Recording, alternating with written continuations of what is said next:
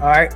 So let's get, I know everybody has already talked about Trey Lance. Let's talk a little bit about more of the 49ers draft. They did something that I didn't think that they would do, and that was draft offensive linemen. And not only did they draft offensive linemen, they drafted offensive line high. Now, you guys who have been following me and listening to me know I did not expect the 49ers to take offensive line.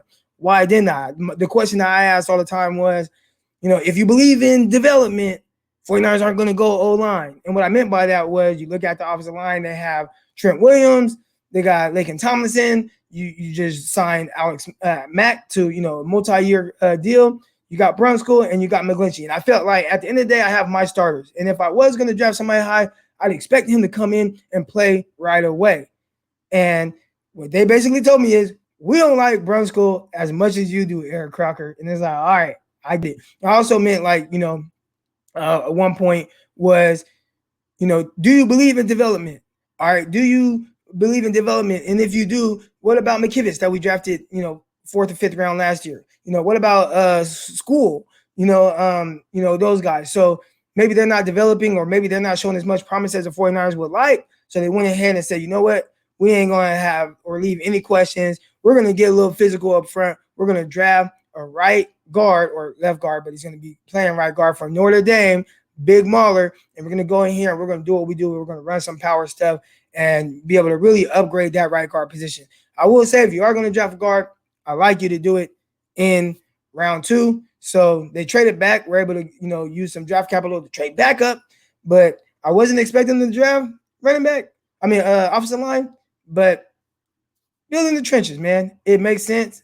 I like it. Let's see how it plays out. Let's see how quick he catches on and is able to really jump right in and play offensive line for the 49ers. Will he take the spot from Brunskill right away?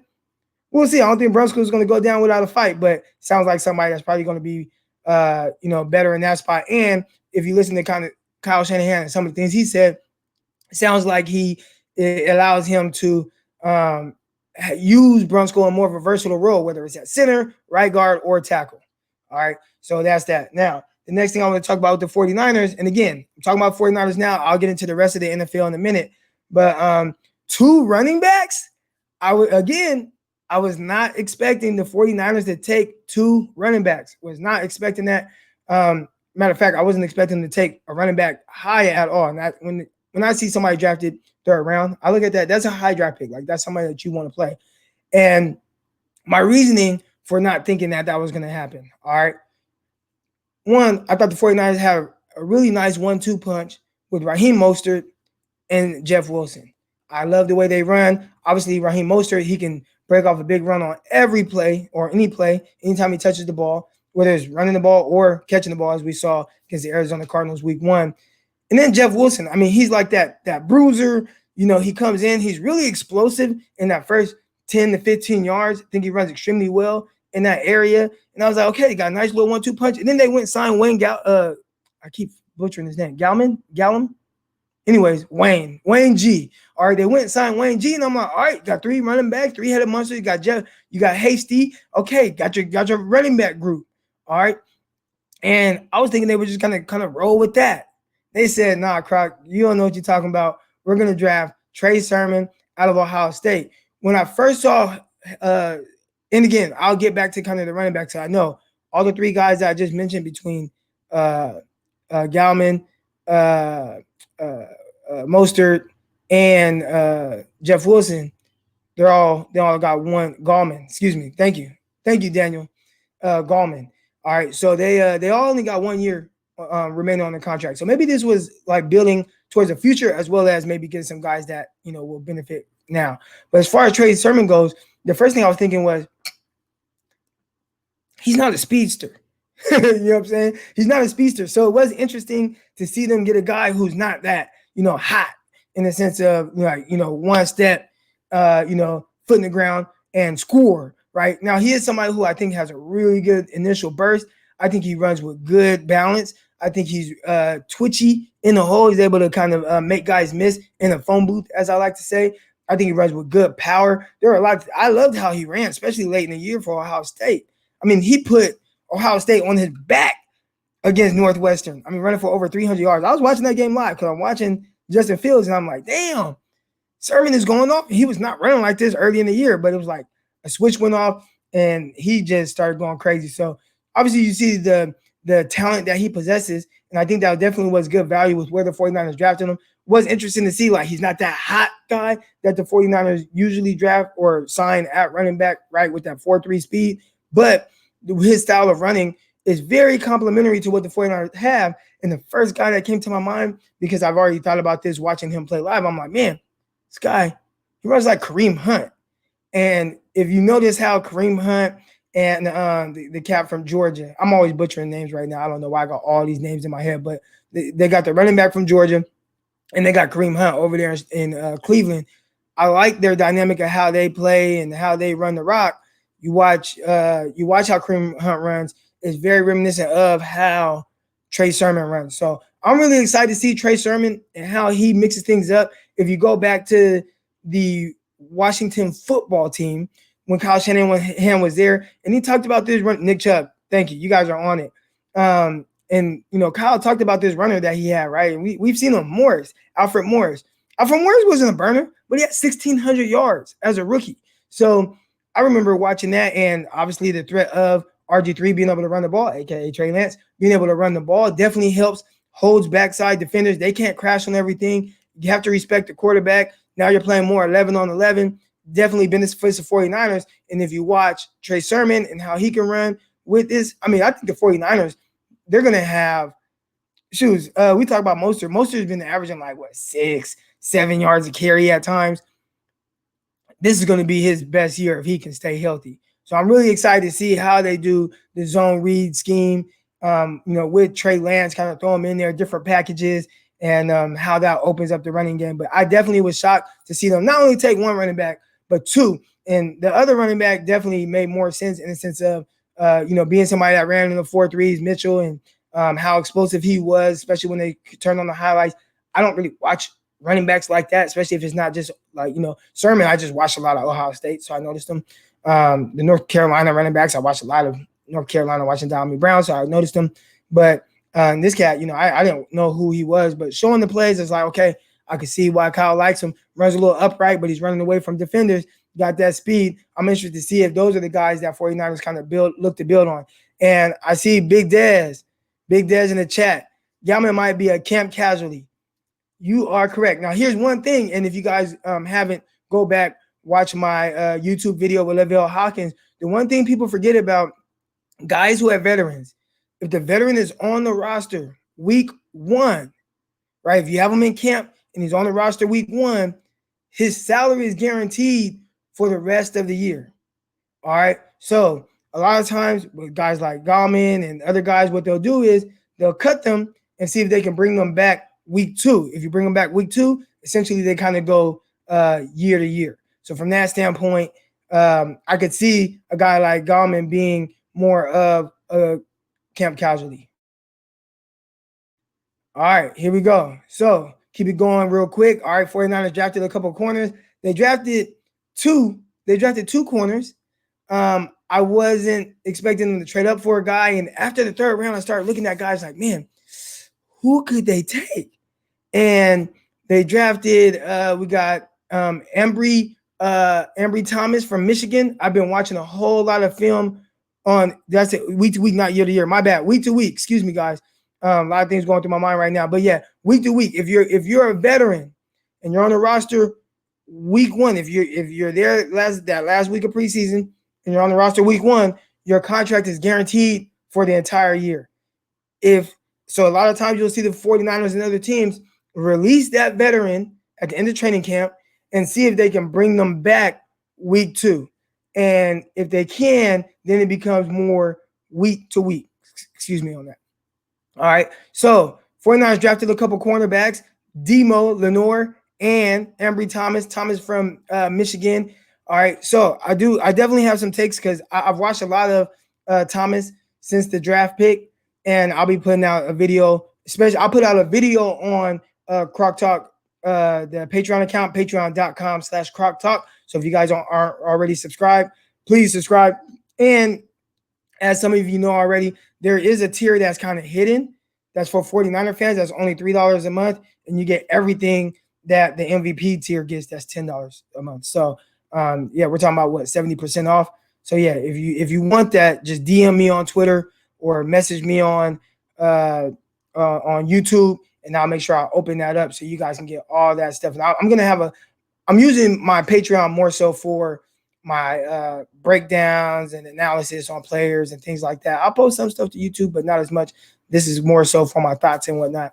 But they drafted Ambry Thomas, and so I watched a lot of them, and I was like, damn, he ain't a zone guy. They just didn't play a whole lot of zone at Michigan. He was lined up at the line of scrimmage more times than not. I'd say this. I really like Thomas's feet. I thought his feet were solid. I thought his movement skills were fluid. Those were two things that really jumped out to me. Now, as far as him being like this ultra twitchy guy and whatnot, didn't see that, but I saw good enough fluid, twitchy enough movements. Definitely looks like more of a guy that I would like in like the third or fourth round. He is more so of that type of guy. I thought there were times he really battled against what's his name? Chase Claypool from Notre Dame. Claypool caught a couple of passes downfield on him, but I always look to see like, is the corner making the guy work for it? And I thought he definitely made Claypool work for everything that he got. More times than not, he was in really good position, get in phase, make plays at the catch point. I thought he was aggressive. I thought he was physical. He was a guy that opted out, so he didn't play last year. But when you just look at the talent, ran in the 4.3s, has the size. He really reminded me a lot of Trayvon Mullen, who was drafted in the second round out of Clemson a couple years ago. So that's who I see. If you guys kind of want to know what I see with Thomas, yeah, I'd say he looks more like Trayvon Mullen. All right. And I like Trayvon Mullen. He was like my CB2 in that class. And it wasn't a deep class. It wasn't like that good of a cornerback class, but I'd say that's who he kind of looks like. So the other cornerback, Demo Lenore, I don't want to try to butcher his name, but I have a full-on breakdown on my Patreon account, patreon.com/croctalk. So I've done a full breakdown on him already. Like his ability, was really up and down 2019. And luckily he's able to read the room and did a really good job of coming back. Went back for that last year at Oregon. I thought in the two games, the films I've seen from 2020, I thought he played exceptionally well. Showed really good movements, scrappiness. The one thing that really jumped out to me right away, and I highlight that at the beginning of the video, I was like, man, he did an amazing job of being like really scrappy and not being no punk or backing down. Really good tackler. I've heard some people throw around that he might be somebody that they throw into the nickel spot. I liked him on the outside. I thought Demo played well in 2020 on the outside.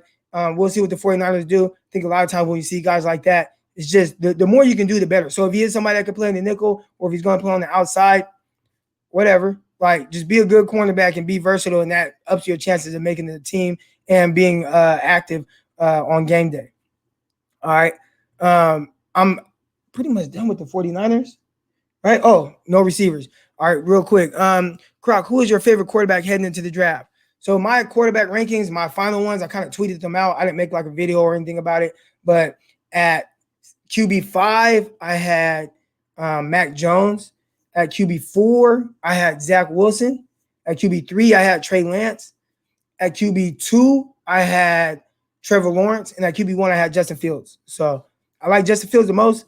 Again, this is coming from somebody who's not able to meet with anybody or meet with any of these guys or talk to them. I'm just really just going off of, what I see and what I feel like their upside is. Obviously, anytime you're in the range of the top two guys that I mentioned, with I'm talking about Trey Lance, I really, I think you have tremendous upside. So because I think the world of Trevor Lawrence and Justin Fields and what their ability is. So and I think Trey Lance is right there. So really like those guys. By the end of it, I wasn't as high on Zach Wilson as other people. I think that it's not the popular thing to say, but a little smallish, right? Injury concerns already, surgery on his shoulders and whatnot, was really a roller coaster ride in prior years. And then this year played against lesser competition, and all of a sudden he looked great. So it's like, man, like, why didn't you look exactly like that before? Or maybe he just progressed that time. But there's just some things that kind of worried me a little bit with him. So I had to answer that quarterback question real quick. I'll get back to the receiver position.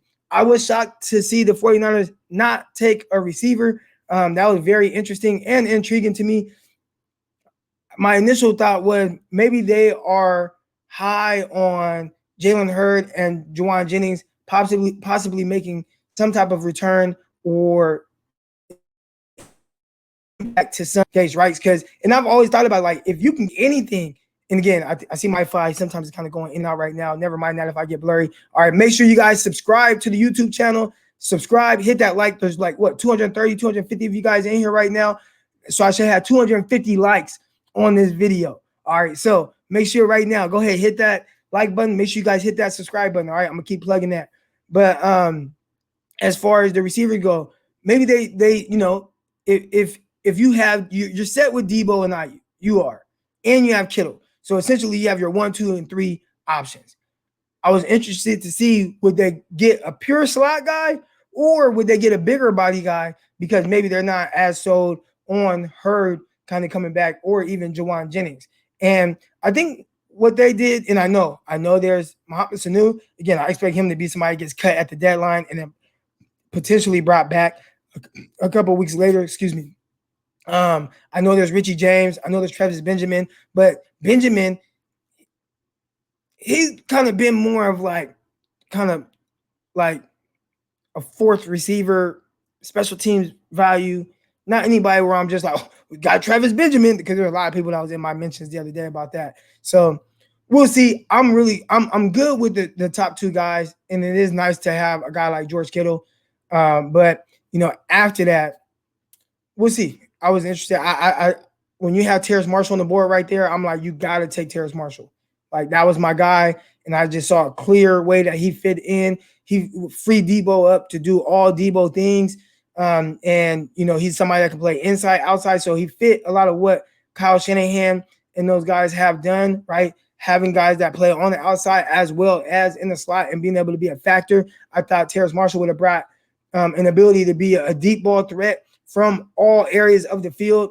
Terrific contested catch guy, would be better in the nickels, in the red zone, where the 49ers kind of have lacked. And you had Kendrick Bourne be that guy. You haven't got Kendrick Bourne anymore. So who's the red zone guy? That they can consistently throw the ball to. We'll see again. Jalen Hurd, how's he recovering? I mean, we talking about a back injury that kept him out his whole rookie year. Talking about an ACL injury on air, in year 2. So I'm not sold as much on Hurd. But again, if Hurd comes back and he balls, let's go. We're talking about 6'5" guy who I think runs very good routes, has a really physical, capability. So we're going to see. Travis Benjamin, one thing about him, he's going to be fresh. One thing about him, he's going to be old. All right. Like, it's not like he's like young. Yeah, he'll be fresh, but we'll see. I don't think he'll be any more fresh than he would have been if he'd have played last year. Maybe not. I mean, he had a long time to recover. His team that he was with didn't go to the playoffs, so we're talking about, 6 months to kind of prepare since they didn't have OTAs. I think he would have been fresh last year as well. All right. So that's pretty much it for my 49ers talk. All right. Any more questions before I start to get into some of these other teams and winners? I don't want to say winners and losers, but just things that I kind of found interesting, like just little different storylines in the draft. All right. I'll start answering some of y'all questions. Let's see. Oh, and real quick, if any of y'all want to come on and talk about any of this, here we go. Here is the link. So I'll try to keep it short. I guess, everybody on for about 2 minutes. There's a link. You click the link. I will bring you in. I know you guys want to know about the free agent signing.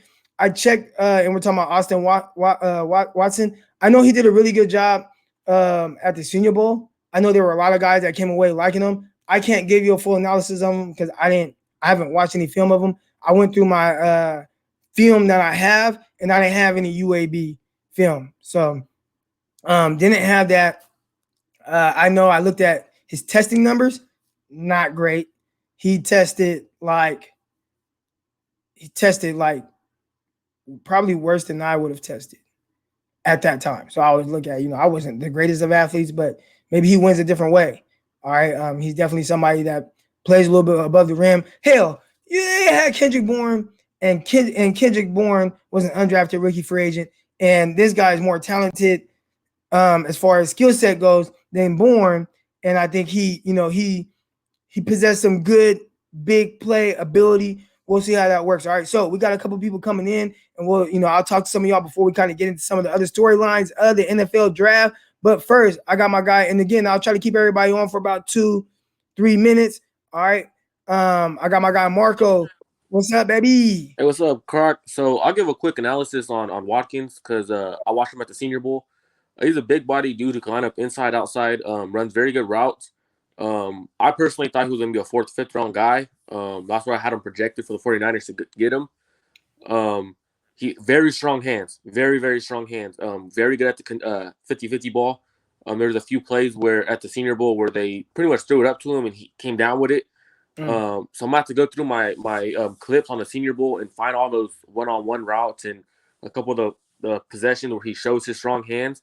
What he does need to work on is at the top of his route. So at the top of his route, he takes too many steps. He got to breaks at times. So he's talked about that before. That's something he needs to work on. My favorite thing about him is he has a dog mentality. So Javi Vega interviewed him and he goes, "Hey, so talk to me. He's like, talk to me about your mindset." And he goes, "I don't make it in the league until I get my 3rd contract. Once I get my 3rd contract, that's how I know I made it in the league." Ooh. He was like, "I'm trying to get my mom right." He was like, he was pretty much saying how like pretty much his storyline. So if you guys want to watch that interview, Javi Vega actually interviewed him on his podcast. So it was And if pretty good you guys interview. aren't following Javi, which I'm pretty sure if you're a 49er fan, you're definitely following Javi, but he does great work following the 49ers. So my guy Javi Vega, make sure y'all find him on Twitter, and that's who my guy Marco is talking about.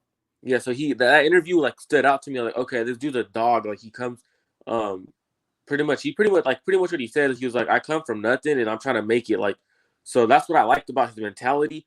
But on the field wise, the best thing that stood out to me is his frame. Like the dude's 6'2", 220, I believe. Like in that range is what he looks like. I don't know his actual weight, but he's gonna be a dog. But I personally think he's better than KB. Yeah, no, well, he definitely, when you just look at kind of his measurables, there's some areas where they're similar, like their height and their weight is kind of close. But even then, you can have a certain height and weight and still have a different style of play. So I think when you look at him, and kind of what his capabilities are, I think he brings a certain level of play that's similar to Kendrick Bourne, and I think he possesses a little bit more natural speed to win vertically, and I think that's the one thing KB was kind of lacking a little bit. But obviously KB, he's carved out a good career for himself, and went to New England, made himself some money. Let's see if Watson can kind of be that guy as well, where he comes in and it's something that the 49ers are really needing. So I'm excited to see that.